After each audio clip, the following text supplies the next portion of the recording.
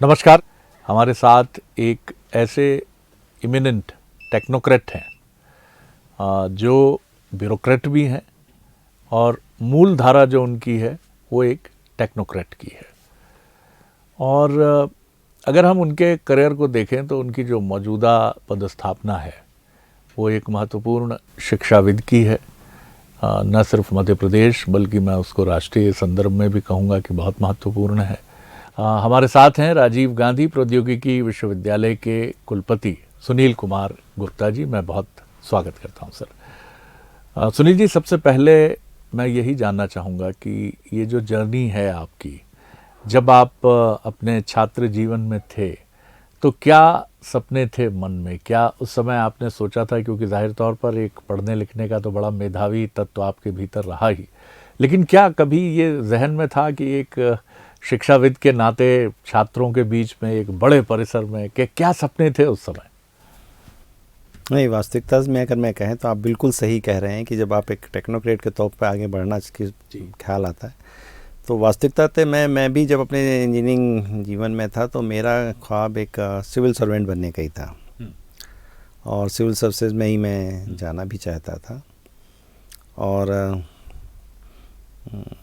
समय की बात देखी कि जब मैं मंत्रालय में एज एडिशनल सेक्रेटरी पदस्थ था और उन गलियारों में घूम रहा था तो मैं सोच रहा था कि जो मैंने सोचा वहीं पहुंच गया। तो डेस्टिनी को आप टाल नहीं सकते हैं, मतलब जो आप सोचते हैं वो स्वतः हो जाता है जी।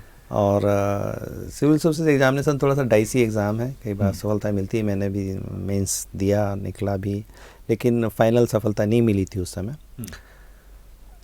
लेकिन उद्देश्य टेक्निकल साइड में कुछ करने का था। ये भी नहीं था कि ब्यूरोक्रेसी का मतलब मेरे लिए ये नहीं था कि हम एक टिपिकल ब्यूरोक्रेट के रूप में काम करेंगे, कि क्योंकि आप जब तकनीकी शिक्षा पढ़ रहे होते हो तो दिमाग में तमाम वही विचार आते हैं जो शिक्षा आपने ग्रहण की होती है और जिस तरह से लगता है कि आप इसको इन क्षेत्रों में कैसे काम करें जी। और सौभाग्य ऐसा देखिए कि आज जिस महाविद्यालय से मैं पढ़ा, आज वो महाविद्यालय राजीव गांधी प्रौद्योगिकी विश्वविद्यालय का कॉन्स्टिट्यूएंट या एक हिस्सा है या एक एफिलिएटिंग इंस्टीट्यूट है और आज उसी महाविद्यालय का मैं कुलपति भी हूँ। आपके पिताजी जुडिशरी से जुड़े रहे और काफ़ी उनका नाम रहा। उन्हें सेवाएं भी पहले मध्य प्रदेश और फिर उत्तर प्रदेश में सीनियर कैपेसिटी में वो देते रहे। वहाँ से जो सफ़र आपने शुरू किया तो एक पेरेंट्स का जो फुटप्रिंट्स हमारे मन में अंकित होता है वो बड़ा महत्वपूर्ण होता है। एक मित्रवत भी होता है, फ्रेंड गाइड एंड फिलोसोफर की तरह भी होता है। आप अपने पेरेंट्स से मिली इस संस्कारजन्य पाठशाला को किस तरह देखते हैं?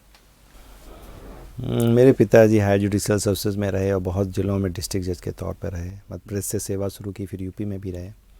उनसे जो सीखा सबसे बड़ा तो एक डिसिप्लिन लाइफ में और समय का महत्व। अच्छा। आज भी मेरे लिए शायद समय बहुत ही महत्वपूर्ण एक फैक्टर है। अगर आप सफल होना चाहते हैं जीवन में, आप समय से काम अपना करते हैं, वो आपके लिए बहुत ही महत्वपूर्ण हो जाता है। और शायद आज भी आपको लगा होगा कि मैं समय से था, तो इसका ये एक जीवन में बड़ी सफलता का कारण है। ये शायद मैंने अपने पिताजी से सीखा। मेरी माता जी बहुत धार्मिक थी, अब तो नहीं है, पिताजी तो अभी भी हैं, वृंदावन में रहते हैं। माता जी का एक विश्वास था कि हर चीज़ में ईश्वर है। और लोग पूछते हैं ना कि आपने ईश्वर को देखा है क्या। अगर आप मेरी माता जी से मिलते तो वो अक्सर छोटी छोटी घटनाएं इस तरह से बताती हैं जिसमें आपको लगे कि ईश्वर का एहसास हो जाता है। और ईश्वर का एहसास कैसे होता है कि जब आप दूसरे से मिलते हैं और उसमें आप इस तरह की बातें देखते हैं कि अपने आप आपको लगे कि जीवन में ईश्वर है जी। तो जीवन में ईश्वर है या ये एहसास माँ ने कराया, और जीवन में अनुशासन है और समय का पालन करना चाहिए, ये एहसास पिताजी ने दिया। वाह वाह। तो मतलब मैं ये इसको इस रूप में समझ सकता हूँ कि पिताजी ने जहाँ कर्म योग का ज्ञान दिया, वहीं माताजी ने भक्ति योग का रास्ता सुझाया। और कर्म और भक्ति अगर दोनों मिल गई साहब, तब तो जीवन रूपी लक्ष्य को। आपने ये बिल्कुल ठीक कहा कि 3:30 बजे का समय था। मैं बिल्कुल कहूँगा ये चीज़ कि सुनील जी ठीक उसके 10 मिनट पहले या करीब 15 मिनट पहले हमारे स्टूडियो में मौजूद थे। सर, ये बहुत आसान नहीं होता इसको साधना। आप अपने इनिशियल डेज में क्या आप भी कुछ स्ट्रगलिंग फेज में रहे, या आपने बहुत अर्ली स्टूडेंट लाइफ से ही अपने को ढाल लिया था अनुशासन के सांचे में, कि चीज़ें ठीक चलती रहीं? नहीं, ये इसके लिए तो मैं एक कहूँगा प्रकार का शिक्षकी जीवन भी शायद आपको इसमें सहयोग करता है। बतौर छात्र, खासतौर से प्रोफेशनल स्टूडेंट्स के लिए आप समझ सकते हैं कि जब समय से क्लास में आना और नहीं आने पर कुछ टीचर्स के द्वारा आपको क्लास से बाहर कर देना एक बड़ी स्वाभाविक प्रक्रिया पहले के दिनों में होती थी। खासतौर से प्रोफेशनल कोर्सेज में अब तो उतना नहीं पाई जाती है। आप 5 मिनट लेट हैं तो आप एंट्री नहीं करेंगे, क्लास नहीं करेंगे, आप बाहर ही खड़े रहेंगे। तो ये आपाधापी, और ये आपाधापी कब बढ़ी, ज़्यादा बढ़ी जब मैं एमटेक के बाद पीएचडी जब आईआईटी दिल्ली में करने गया, तो वहाँ क्या था कि आपको कैंपस में गाड़ी रखना अलाउड नहीं था। और कैंपस जो है 3 किलोमीटर लंबा है, लेंथ में है। हॉस्टल और मेन कैंपस के बीच में दूरी 2 किलोमीटर। और पीरियड्स इस तरह से लगते थे कि अगर आपका लंच भी 30 मिनट का, उसमें लंच लेना है और फिर आपको भागना है और समय से पहुंचना है, और समय से नहीं पहुंचे तो फिर बाहर रहना है। तो समय के साथ तो रेस तभी से शुरू हो गई थी, लेकिन बतौर टीचर भी जब आप पुनः वापस क्लास में आते हैं तो आपको मालूम है 5 बजे क्लास होगी, अब 4 बजे होगी, अब 1:10 पे होगी, 1:50 पे। तो ये जो घड़ी का हिसाब है ये नेचुरल आपके मन मस्तिष्क पे छाया रहता है कि हमको सब चीज़ समय से करनी है। और इसको अगर आप अपने जीवन का अंग बना लेते हैं तो फिर सफलता आपके कदम बड़े आसानी से चूमती है, क्योंकि निश्चित तौर पे आपके पास इतना ज़्यादा समय होता है फिर। और ये मुझे पता नहीं क्यों हमेशा फील होता है, लोग कहते हैं बहुत ज़्यादा मैं व्यस्त रहता हूँ, और मुझको ये लगता है कि मैं और ज़्यादा काम कर सकता हूँ हमेशा। उसका रीज़न ये है कि जो भी काम मिला वो आपने एक निश्चित समय में निपटाया और फिर आपके पास समय बाकी है। और एक तरीका ये होता है कि आप उस काम को मन में लिए बैठे रहें और समय व्यतीत करते चले जाएं, तो आपको लगेगा काम ख़त्म नहीं हो रहा है। तो एक प्रक्रिया है, और ये मानसिक प्रक्रिया है। और अगर आपके मानस मन में ये बैठ जाए कि समय का बड़ा महत्व है और समय से हमको चलना चाहिए, तो चीज़ें बहुत आसान हो जाती हैं।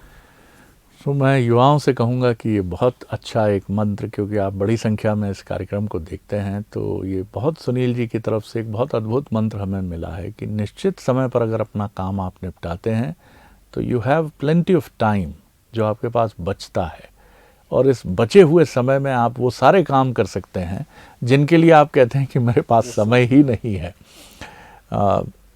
ये सर सफ़र जब आप आगे बढ़ते चले गए, जब ज़िंदगी में हम व्यवहारिक अनुभवों से 2-4 होते हैं, तो जो हमें अपने छात्र जीवन में अनुभव मिलते हैं और पेरेंट्स से जो अनुभव मिलते हैं, वो व्यवहारवाद की कसौटी पर जब टकराते हैं तो एक द्वंद्व भी उत्पन्न होता है। तो सुनील जी के मन में जब वो युवा रहे और पढ़ाई लिखाई करते रहे, किस तरह के द्वंद्व उनके मन में थे? 2 द्वंद्व आप मान सकते हैं जो हर एक छात्र के जीवन में होता है। एक होता है विचारों को लेके, आपके जीवन में जो सामाजिक विचार आते हैं या आंदोलन से जुड़े हुए विचार आते हैं। और मेरा जब मैं छात्र जीवन था तो वो थोड़ा सा उथल पुथल वाला जीवन था उस समय, क्योंकि छात्र राजनीति बहुत चरम पर थी। मेरे साथी भी ऐसे थे जो राजनीति में बड़े समग्र रूप से सक्रिय भी थे, और वो एक समय वो भी था जो कि शायद मंडल आयोग के समय भी था, तो उस समय छात्र आंदोलन बहुत हुआ करते थे। और दूसरा होता है जब आप व्यवहारिक जीवन में आते हो, तो दिन प्रतिदिन में जब आप जीवन में अवमूल्यों को देखते हो या मूल्यांकन इस ढंग से करते हो कि हम मूल्यों को जी रहे हैं कि नहीं जी रहे हैं, और उसमें जब आपको तमाम तरह के आप कहें कि कन्फ्लिक्ट्स दिखाई देते हैं, तब भी आपको थोड़ा सा कष्ट होता है। क्योंकि जब आपके पिताजी न्यायिक अधिकारी रहे हों और आपने जीवन में ये देखा हो कि न्याय के लिए लोग आ रहे हैं और हमारे पिताजी वो न्याय दे रहे हैं, और एक कठोर न्यायिक अधिकारी के रूप में जिनकी छवि हो और कठोर न्यायिक अधिकारी के तौर पर जो काम करते रहो, तो व्यवहारिक जीवन में भी आपको तमाम ये क्षण आते हैं जब आपको न्याय करना होता है। तब आपको ये लगता है जो अंतर्द्वंद होते हैं, और जैसा कि भारत में सामाजिक जीवन है और जिसमें तमाम तरह के दबाव आते हैं, और आपको लगता है कि आपको वहाँ पर एक न्याय लेने की स्थिति लेनी पड़ती है, पंच की स्थिति लेनी पड़ती है जी। तो ये अंतर्द्वंद जीवन में रहता है और रहेगा, इसमें कोई स्वाभाविक नहीं है। लेकिन जो हमारी भूमिका है बतौर कुलपति या बतौर टीचर या बतौर टेक्नोक्रेट्स, तो स्वाभाविक तौर से मुझे ऐसा लगता है कि हमारी भूमिका और भी ज़्यादा महत्वपूर्ण हो जाती है। क्योंकि अगर एक हम सक्षम भारत और एक अच्छे भारत का अगर सपना देख रहे हैं और जीवन में मूल्यों को हम चाहते हैं कि प्राथमिकता बढ़े, सामाजिक जीवन में समरसता आए, और एक लोग प्रति के दूसरे के प्रति एक स्नेह का भाव पैदा हो, तो उसमें नेचुरल रूप से हम लोगों को कुछ ज़्यादा काम करने की ज़रूरत है एक इंस्टीट्यूशन के तौर पर। क्योंकि जो विश्वविद्यालयों की भूमिका जो होना चाहिए, शायद वो भूमिका अभी भी हम अख्तियार नहीं कर पाए। हम पुराने समय की बात जरूर ये याद करते हैं, जब नालंदा और इस तरह के विश्वविद्यालयों की बात करते हैं, जब जीवन मूल्य वहीं सिखाए जाते थे और जीवन मूल्यों के लिए आदमी प्रतिबद्ध रहता था। लेकिन कहीं ना कहीं हमारी शिक्षा व्यवस्था में अवमूल्यन हुआ और वो जीवन मूल्य हम नहीं दे पाए। क्योंकि जीवन मूल्य इतने ज़्यादा स्ट्रांग होने चाहिए कि व्यवहारिक तौर ज़िंदगी में भी जब बच्चा जाए तो उन मूल्यों को जी भी सके और उनका पालन भी कर सके। इतनी स्ट्रेंथ हमको देने की हिम्मत होना चाहिए और वो भूमिका अब हमको शायद निभाने का समय आ गया है और उसकी कोशिश भी करना चाहिए कि हम ऐसे मूल्य आपको दें कि जब आप व्यवहारिक जीवन में भी आएँ तो उन मूल्यों को कोई डिगा ना सके। आपने बड़ी अच्छी बात की। अभी नई जो हमारी शिक्षा नीति है उसमें कुछ ऐसे ही व्यवहारिक परिवर्तनों की तरफ हम बढ़ रहे हैं। आप जिस पीढ़ी से हैं उस पीढ़ी ने, जिसको मैं कहूँगा कि वो एक ट्रांजिशनल फेज़ की जनरेशन है, जिसने नरसिम्हा राव जी के उदारीकरण के दरवाजे को खुलते भी देखा है, मंडल कमीशन के बहुत उग्र आंदोलन को भी देखा है और इसी के बीच में वैश्विक स्तर पर भारत के विद्यार्थियों के प्रभाव और उनके एक्सीलेंस को भी देखा है।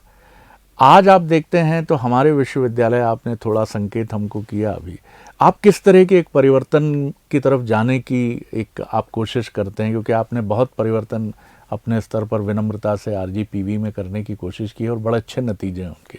जी, अब हम एक कहें तो अंतर्राष्ट्रीय नागरिक की बात आने लगी है। जब से ये जो आईटी एज आई है, उस आईटी एज ने पूरी दुनिया को बहुत छोटा कर दिया। हम जब पढ़ रहे थे, आपको भी मालूम है कि छोटे छोटी चीज़ों के लिए आपको बहुत परिश्रम करना पड़ता था, लेकिन आज पूरी दुनिया समट के एक आईटी डिजिटल एज में आ गया है और सारी चीज़ें बहुत सहज हो गई हैं। जब ये सहजता का भाव आ गया है तो निश्चित तौर पे छात्रों की अपेक्षाएं बढ़ गई हैं और उनके लिए भी जो जीवन मूल्य हैं वो अंतर्राष्ट्रीय होते जा रहे हैं और उनकी अपेक्षाएं भी अंतर्राष्ट्रीय स्तर की होती जा रही हैं। किसी भी विश्वविद्यालय, खासतौर से तकनीकी विश्वविद्यालयों को उन अपेक्षाओं को पूरा करना अब आसान नहीं रहा है और उसके लिए राजीव गांधी प्रौद्योगिकी विश्वविद्यालय में हम लोगों ने पूरा डिजिटल एज में हम लोग चले गए हैं और ख़ासतौर से जब से ये कोरोना आया तब से उसमें उसको गति ही मिली है। हमने अपना एक ऑनलाइन एजुकेशन प्लेटफॉर्म बनाया, डिजिटल लाइब्रेरी बनाई, क्लाउड पर सॉफ्टवेयर्स दिए, ट्रेनिंग क्लाउड्स पर कराना स्टार्ट किया, एक पूरा एक डिजिटल इकोसिस्टम बना दिया और उस डिजिटल इकोसिस्टम के साथ विश्वविद्यालय भी अपने अंतर्राष्ट्रीयकरण की तरफ आगे बढ़ चला है। लेकिन जहाँ तक आप मूल्यों की बात कर रहे हैं तो छात्रों को जो आज के डेट में जो प्रोफेशन मिल रहे हैं या जो जहाँ पर काम करने का मिल रहा है, निश्चित तौर पर ज़्यादातर कंपनियाँ अब अंतर्राष्ट्रीय हो गई हैं, इंटरनेशनल हैं और आईटी ही ज़्यादा बड़ा सेक्टर उभरा है। जब आईटी कंपनी में कोई भी बच्चा जा रहा है तो उसका जो इंटरेक्शन है वो पूरी दुनिया से होता है, उसका जो प्रोजेक्ट होते हैं अंतर्राष्ट्रीय होते हैं, टीम में अंतर्राष्ट्रीय लोग होते हैं, विदेशी लोग होते हैं, उनसे आपको इंटरेक्ट करना होता है, बातचीत करना होता है, डिलीवरी भी उसी तरह की होती है। तो निश्चित तौर पर जो वसुधैव कुटुंबकम की जो भारतीय मूल्य हैं कि पूरा दुनिया ही एक कुटुंब है और शायद इस आईटी एज में हम लोग उसी तरफ बढ़ रहे हैं और शायद एक दिन वो भी आएगा जब ये जो बाउंड्रीज़ हैं वो ख़त्म हो जाएंगी और पूरी दुनिया के तौर पर ही पहचानी जाएगी। सर, बतौर एक इमिनेंट एजुकेशनिस्ट, एक वरिष्ठ शिक्षाविद होने के नाते आप आज की जनरेशन की ताकत को क्या महसूस करते हैं और उसकी कमज़ोरी को भी क्या देखते हैं? जो न्यूक्लियर फैमिली का जो कॉन्सेप्ट आया, जिसमें से 2 पति पत्नी हैं और दोनों वर्किंग और बच्चा एक है, उस इकोसिस्टम में जब बच्चे पल बढ़ के निकल के आ रहे हैं बाहर, तो शायद कहीं ना कहीं मुझे उसमें ऐसा कभी कमी महसूस होती है कि वो बहुत ज़्यादा व्यावसायिक होते जा रहे हैं, प्रोफेशनल होते जा रहे हैं। उनके जीवन मूल्यों में सबसे बड़ा जो अपेक्षा है उनकी व्यावसायिक सफलता है या अर्निंग है। मतलब हमेशा अगर आप उनको बात करते देखेंगे तो व्यावसायिक प्रतिस्पर्धा में होंगे, बेहतर से बेहतर करने का प्रयास करते हैं, लेकिन व्यावसायिक प्रतिस्पर्धा के कारण ज़्यादा से ज़्यादा कैसे वो पैकेज प्राप्त कर सकते हैं इसकी चर्चा ज़्यादा है। हाँ। और सामाजिक मूल्यों पर चर्चा कम होती है। भारत जैसा देश जहाँ पर की विषमताएं बहुत हैं, अभी भी हम तमाम तरह की सामाजिक विषमताओं से जूझ रहे हैं। 70% 65% आबादी अभी भी ग्रामीण क्षेत्रों में है। भोपाल से आप 5 किलोमीटर आगे निकल जाइए, आपको असली भारत दिखने लगता है और कई बार अफसोस होता है कि हम इनके लिए और बेहतर और कितना अच्छा कर सकते हैं। क्योंकि मेरी अपनी परिकल्पना है कि जब तक हमारे ग्राम विकसित नहीं होंगे, हमारे विलेजेस विकसित नहीं होंगे, तो विकसित भारत का सपना एक बेमानी सपना है। और ये सपना पूरा तब हो सकता है जब हम अपने मूल्यों के साथ हम अपने गाँवों को वापस लौटें। क्या बात। और उन पर काम करें, उनके विकास पर काम करें। यहाँ से हम अमेरिका चले जाएंगे, कनाडा चले जाएंगे, यूरोप चले जाएंगे तो हमारे गांव तो पीछे छूट जाएंगे। तो यही ताकत है, ताकत भी है और यही कमजोरी भी है। तो कैसे इन मूल्यों को तरफ हम उनको वापस ऐसे ले जाएं कि जब वो सक्षम हो जाएं तो वापस उन गांवों की तरफ लौटें और उनको सक्षम बनाने के लिए वो लोग प्रयास करें। सर, आप इनके जो पेरेंट्स की पीढ़ी है उसकी भी कथित विफलता को देखते हैं कि वो इनको बहुत अच्छे से, जैसे आपको और हमको हमारी माता पिता की पीढ़ी ने एक संस्कार कुछ ऐसे दिए थे कि मैं नहीं कहूँगा कि हम लोग भी बहुत उपयोगी हो पाए, लेकिन फिर भी इस पीढ़ी की तुलना में शायद इतने करियरिस्टिक या इतना अप्रोच हमारा शायद नहीं था। ये एक बहुत बड़ा कारण है। न्यूक्लियर फैमिली के कॉन्सेप्ट में जब एक बच्चा है तो सारी की सारी उनकी जो विफलताएं हैं पेरेंट्स की, व्यावसायिक विफलताएं, वो अपने बच्चे के माध्यम से पूरी करना। अरे कमाल बात कही आपने, बहुत अच्छी बात कही। अब जब व्यवसायिक विफलताएं आप अपने बच्चे के माध्यम से पूरा करना चाहते हैं तो अगर क्लास 6 से ही बच्चे को कोचिंग और ये और कैरियर और साइंस, तो उसका तो पूरा बालकाल मूल्यों में थोड़ी होता है, वो व्यवसायिक प्रतिस्पर्धा में निकलता है। और जब व्यवसायिक प्रतिस्पर्धा में निकलेगा तो क्या रिजल्ट आएंगे, वही रिजल्ट आ रहे हैं। सर इतना सुंदर आपने शब्द दिया, मैं इस शब्द को ढूंढता रहा, लेकिन ये आप व्यावसायिक विफलता जो पेरेंट्स की है, मैं अपने एक मित्र को जानता हूँ जो सुबह कड़कड़ाती ठंड में 5 बजे बच्चे के लिए ग्लूकोज, कॉफ़ी और सैंडविचेस अपने हाथ से बनाकर उसको स्टेडियम ले जाते हैं क्रिकेट खिलाने के लिए, और सपना यही है कि नहीं बच्चा मेरा आईपीएल में खेलेगा। बिल्कुल।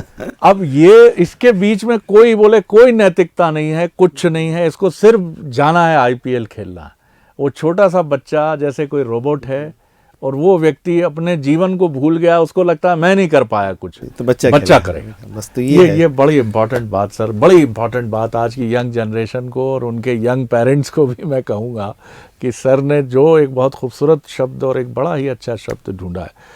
और सर आप क्या देखते हैं कि हम इन बच्चों पर ख़ासतौर से जो अर्बन मिडिल क्लास और लोअर मिडिल क्लास के बच्चे हैं, इन पर एक बड़ा आरोप ये भी लगता है कि इनको देश से बहुत इनका जुड़ाव नहीं है। इसमें आप कितनी सच्चाई? सोशल मीडिया पर इनकी रिएक्शन से एक अलग है, लेकिन कुछ क्या आपको लगता है कि ये इसको लेकर भी हमारे एजुकेशन सिस्टम और पेरेंट सिस्टम को कुछ काम करने की बहुत ज़रूरत है?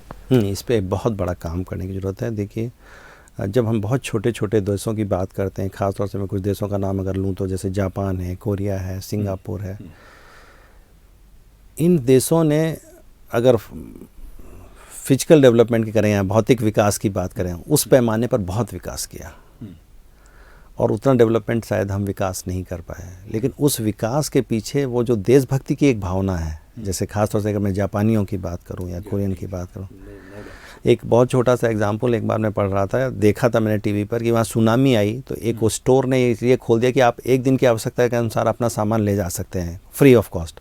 तो जापानी बड़े कायदे से लाइन में आते थे और एक दिन की आवश्यकता का सामान उठाते थे तो घर चले जाते थे।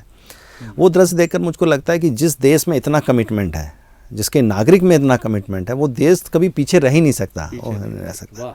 और यही भाव हमको अपने बच्चों में लाने की ज़रूरत है, और इस भाव की कमी निश्चित तौर पर है। तो इसमें सोसाइटी को, एजुकेशन सिस्टम को, एजुकेशनिस्ट को मिलकर आगे आना पड़ेगा और वो वैल्यूज़ उनमें इम्पार्ट करनी पड़ेंगी कि ये देश बहुत बड़ी चीज़ है, आप उसमें एक बहुत छोटे सा हिस्सा हैं और हम सब से मिलकर ये देश बनता है। और जब तक हम उन मूल्यों को नहीं जिएंगे और अपने देश के लिए नहीं जिएंगे, जहाँ पर ये हम नहीं माने कि हमारी खुशी क्या है, जब तक हमारे चारों तरफ खुशी नहीं तो हम खुश नहीं रह सकते। जब तक ये भाव नहीं, हम बड़े खुशी खुशी चले जा रहे हैं और चारों तरफ लोग दुखी हैं, तो ये भी एक तरह का विडंबना है। हम कैसे खुश कैसे हैं?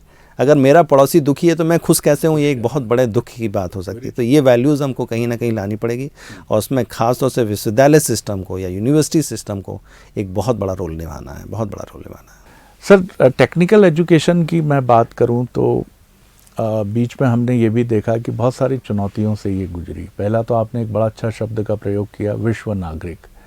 पहले तो मैं आपसे यही जानना चाहूँगा कि टेक्निकल एजुकेशन हमारी, क्योंकि हमारा दबदबा पूरी दुनिया में है, सिलिकॉन वैली और ये सब भारतीय इंजीनियर्स की वजह से ही जाने जाते हैं, लेकिन जिस तरह से निजीकरण हुआ और जिस तरह से शिक्षा के व्यवसायीकरण का दबाव आया, इन परिस्थितियों में हम अपनी शिक्षा प्रणाली को प्योर रखते हुए, अपने विद्यार्थियों को एम्प्लॉयबल बनाते हुए, रोज़गार देते हुए आगे बढ़ें, ये एक बड़ा चैलेंज लगता है। इसके लिए थोड़ा सा दोष हम जो देंगे, जो हमारे जब टेक्निकल एजुकेशन सिस्टम आया तो ये ब्रिटिशर्स की देन है, क्योंकि जो टेक्निकल इंस्टीट्यूशंस खुले वो ब्रिटिशर्स टाइम में खुले और 19वीं सेंचुरी के अर्ली में ये टेक्निकल इंस्टीट्यूशंस खुलना शुरू है। सबसे पहला इंजीनियरिंग कॉलेज तो लोग वैसे रुड़की विश्वविद्यालय को कहते हैं, या पहले जब रुड़की में civil engineering college of civil engineering खुला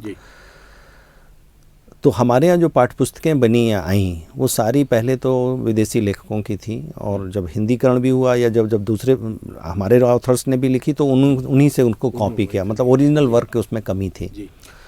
तो एक निश्चित तौर पर जो हमारा झुकाव हुआ वो क्या हुआ, थोड़ा सा वेस्टर्न कंट्री से। आप जब भी प्रोफेशनल एजुकेशनिस्ट को देखेंगे, एजुकेशन को देखेंगे, तो उनका एक सहज झुकाव थोड़ा सा वेस्टर्न वर्ल्ड की तरफ रहता है, क्योंकि वो जिनको भी पढ़ते हैं या जिनके बारे में भी पढ़ते हैं, जिन इन्वेंटर्स के बारे में भी पढ़ते हैं, वो निश्चित तौर पर वेस्टर्न वर्ल्ड से आए हुए होते हैं, खोजें वहीं की हैं, उन्हीं की पूरी हिस्ट्री पढ़ते हैं।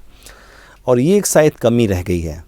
इसको अभी राष्ट्रीय शिक्षा नीति में एक चुनौती के तौर पर अभी वर्तमान सरकार ने लिया है, और नए प्रयास चालू किए गए हैं जिस पे कि इसकी निरंतरता को, क्योंकि ये मानना बहुत असहज सा लगता है कि भारत अगर बहुत सामाजिक और ऐतिहासिक और हर तरीके से समृद्ध था और जिसका कोई राइटिंग में बहुत ज़्यादा प्रमाण नहीं भी है, तो उसको ढूंढना, उसको लिखना, उसको एक कंटिन्यूटी देना अपनी किताबों में, अपनी टेक्स्ट बुक में, वो चाहे साइंस की हो, टेक्नोलॉजी की हो, उसमें अगर हमें निरंतरता देंगे तो शायद इस कमी को हम दूर कर पाएंगे, जहाँ पर हम इंडियन वैल्यूज़ को जीते हुए एक बेहतर इंजीनियर पैदा कर सकेंगे, एक बेहतर टेक्नीशियंस पैदा कर सकेंगे, जो कि पूरी दुनिया में एम्प्लॉयबल भी होंगे और अपनी वैल्यूज़ को भी लेके जा पाएंगे।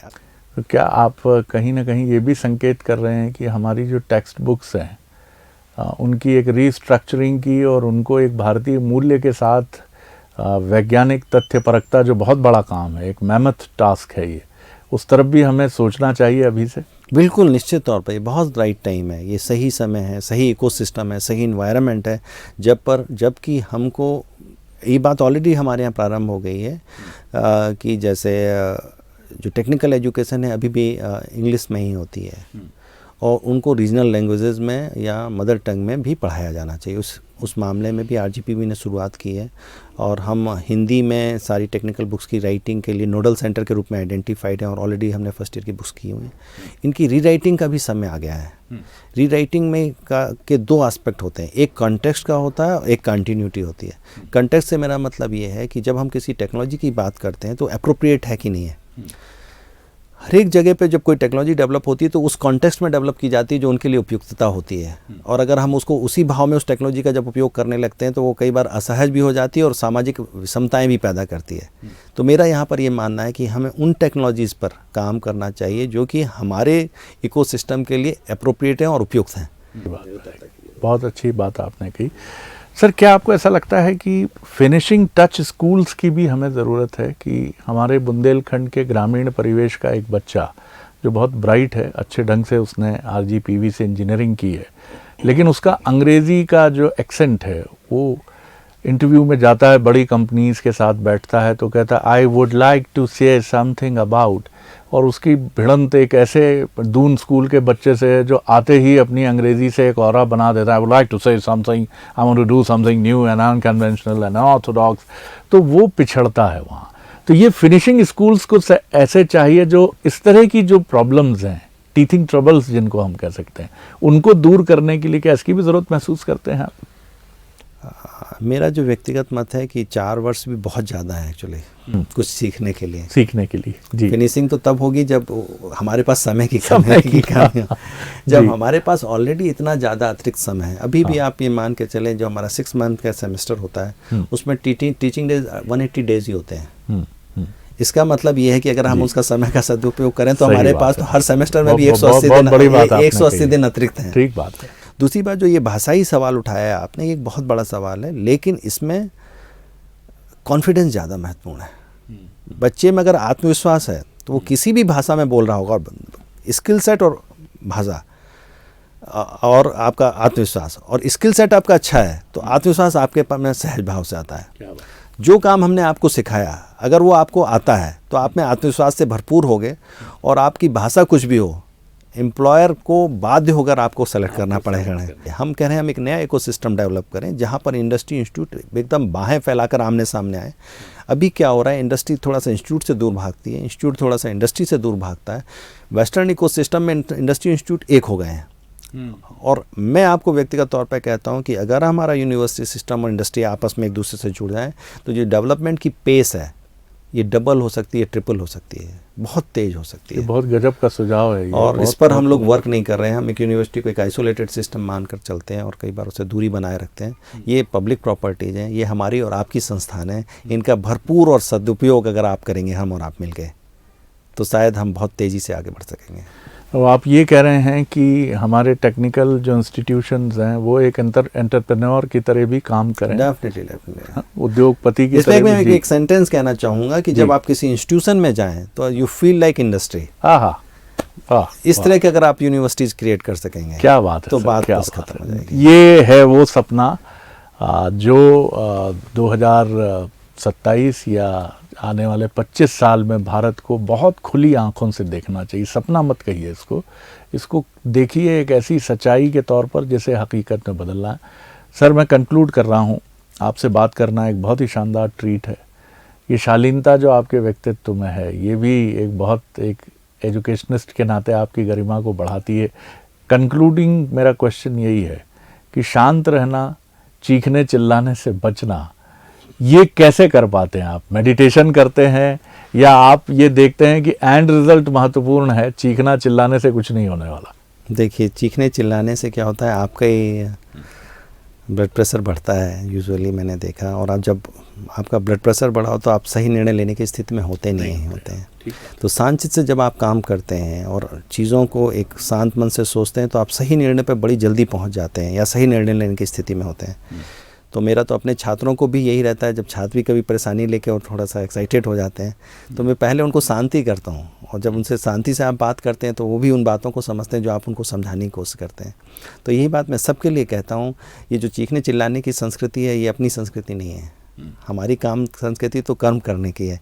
या अगर गीता का भी एक वाक्य कहें जो कि भले महाभारत में कहा गया था, कर्मण्येवाधिकारस्ते मा फलेषु कदाचन, तो कर्म ही फल देता है, लेकिन वो अधिकार आपका नहीं है, आप उसको अधिकार के तौर पर नहीं मांग सकते। तो आप कर्म में विश्वास रखिए, लगातार काम करिए, सच्चे मन से कार्य करिए, शांत भाव से कार्य करिए, काम अपने आप हो जाएंगे। मुझे लगता है कि आज इस बातचीत में युवाओं को बहुत वैल्यूबल टिप्स मिली हैं, और सबसे महत्वपूर्ण जो टिप्स है वो यही है कि कर्म की आसक्ति रख कर कर्म करना उचित नहीं है। और ये हमारी अद्भुत दुनिया की, उसको धार्मिक पुस्तक भी मैं नहीं कहूँगा, उसको मैं जीवन प्रबंधन की इस ब्रह्मांड की सबसे सुंदर किताब है, नाम है गीता। और वो यही कहती है कि कर्म पर हमारा अधिकार है, फल की आसक्ति को रखना किसी भी दृष्टि से उचित नहीं है, क्योंकि फिर आप कर्म ही नहीं कर पाते हैं ठीक से। सर, बहुत आनंद आया आपसे बात करके, मैं बहुत शुभकामनाएं देता हूँ, और भी बहुत कुछ आपके भीतर है, और हमें भी बहुत इंतज़ार रहेगा कि एक टेक्नोक्रेट, एक ब्यूरोक्रेट के नाते आप इसी तरह मध्य प्रदेश को सर्व करते रहें, अपनी सेवाएं देते रहें। बहुत शुक्रिया, बहुत शुभकामनाएं। इजाज़त दीजिए, नमस्कार।